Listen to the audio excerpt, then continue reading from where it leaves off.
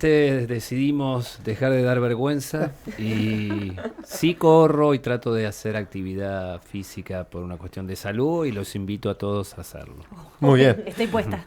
Bueno, decíamos en off antes de empezar este bloque que tenemos, considerando que hay 60 legisladores porteños, tendríamos un 5% de la Cámara acá en el Destape Radio. La primera pregunta es la que venimos salpicando en las provincias donde el macrismo le fue mejor. Por ahí escuchar el primer diagnóstico de los resultados que, por supuesto, estamos todos muy felices porque siempre se arranca por esa posición, ganamos las elecciones presidenciales, pero bueno, hay mucha perplejidad por los resultados que alcanzó Horacio Rodríguez Larreta en la Ciudad de Buenos Aires, números que no había alcanzado ni siquiera el mismo Mauricio Macri. Me gustaría nos gustaría mucho escuchar cuál es la primera lectura que ustedes hacen en torno a eso.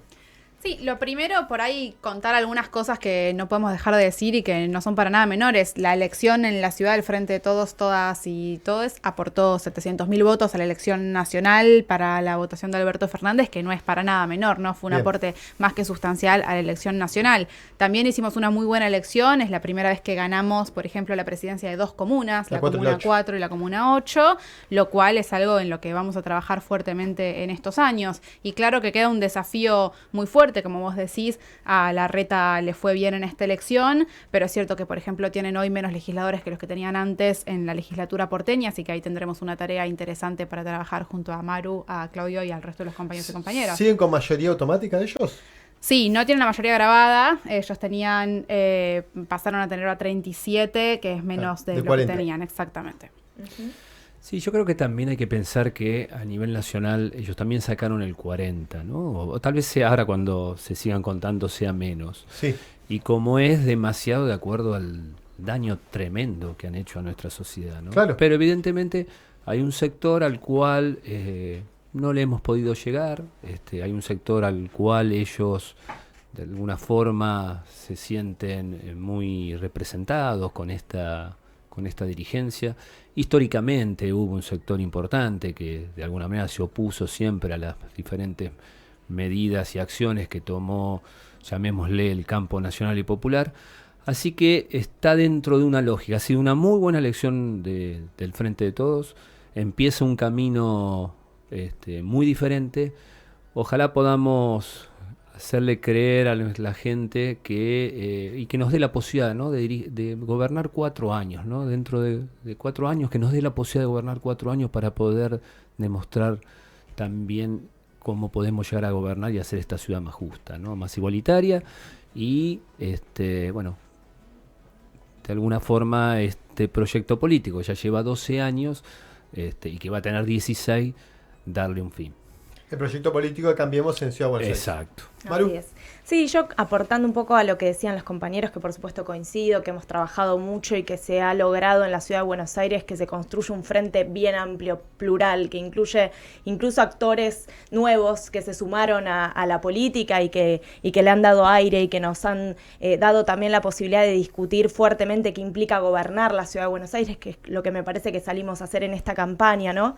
Tratar de salir de alguna manera de ese enorme bloqueo mediático que tiene la ciudad, que es un elemento no menor para considerar el 55% al que arribaron en la Ciudad de Buenos Aires, porque creo que la enorme cantidad de presupuesto más el bloqueo mediático hace que naturalicemos que en la Ciudad de Buenos Aires hay que vivir así, que no se puede vivir de otra forma, y creo que eso pesó mucho también, por supuesto, ya lo vienen diciendo muchos compañeros, pero la elección fue una elección de balotaje y entonces hubo fuerzas, terceras fuerzas, cuartas fuerzas que perdieron caudal y creo que vamos a tener que seguir trabajando fuertemente desde la legislatura para marcar una oposición al proyecto de Larreta, que entiendo tiene ahora aire para seguir profundizando en algunas políticas bastante terribles en la Ciudad de Buenos Aires. Entonces creo que sí me parece como otro elemento positivo, además de las comunas que pudimos sumar, del caudal electoral que pudimos sumar desde el Frente de Todos,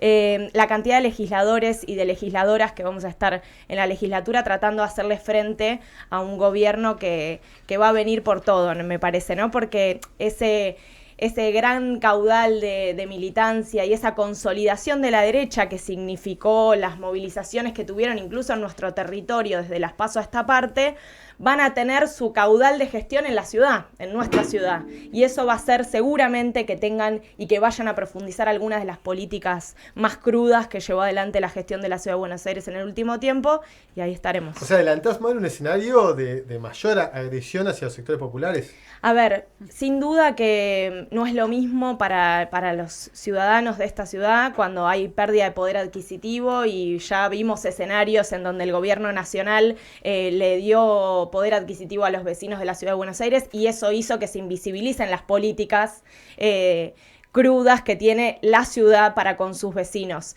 Pero hoy tenemos una situación económica que es difícil, que no va a ser sencilla en los próximos años. Tenemos más de 7.000 personas que viven en situación de calle en la Ciudad de Buenos Aires, y esas personas son políticas concretas de la ciudad las que tienen que resolverle el problema de vivienda. Y sabemos que en los últimos años, incluso el gobierno de Horacio Rodríguez Larreta lo que hizo fue reducir el presupuesto destinado a las áreas fundamentales en la ciudad, ¿no? Todo lo que tiene que ver con educación, con salud. La verdad es que nada indica que vaya a ser distinto.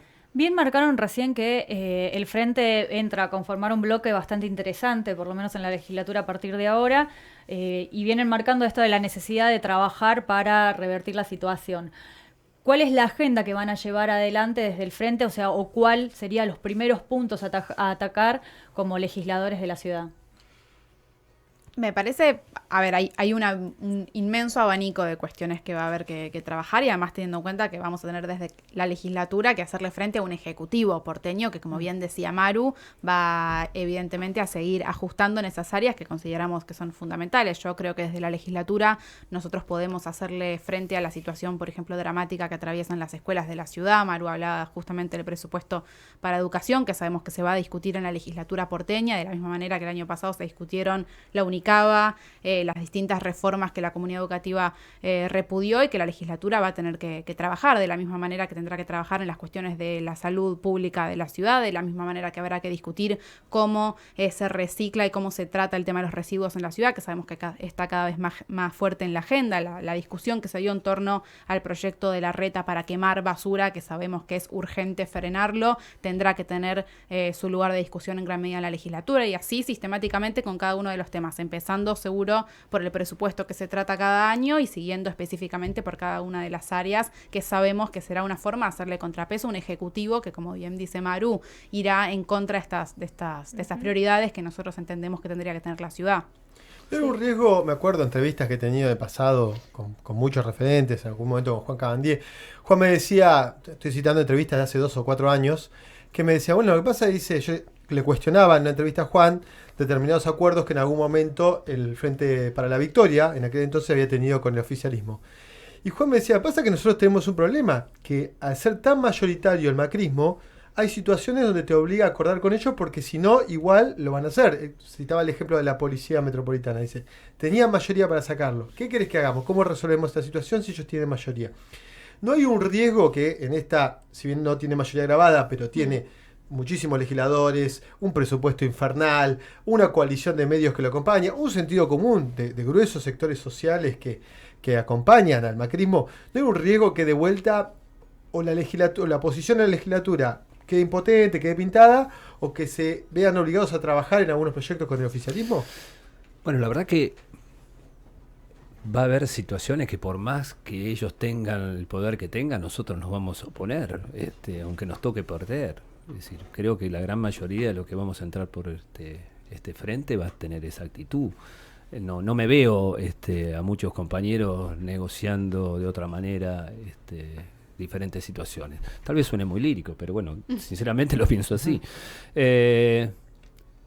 Nos enfrentaremos donde entendemos que tenemos que hacerlo, trataremos de acordar si verdaderamente hay un beneficio para algún sector de nuestra población, de la ciudad, que tenga un beneficio, y lo iremos viendo, lo iremos caminando y trataremos de que, bueno, no bajar ninguna de las banderas por las cuales hemos llegado a este lugar. Sí, totalmente. Me parece que incluso en el último tiempo, digamos, la legislatura en la Ciudad de Buenos Aires ha sacado adelante los códigos que llevan adelante el funcionamiento de la Ciudad de Buenos Aires. El único código con el que hemos llegado a algún tipo de acuerdo fue el código de la reforma electoral, y se hizo justamente porque nos parecía a nosotros muy importante que todos los migrantes y las migrantes de la Ciudad de Buenos Aires tengan el empadronamiento automático y puedan votar.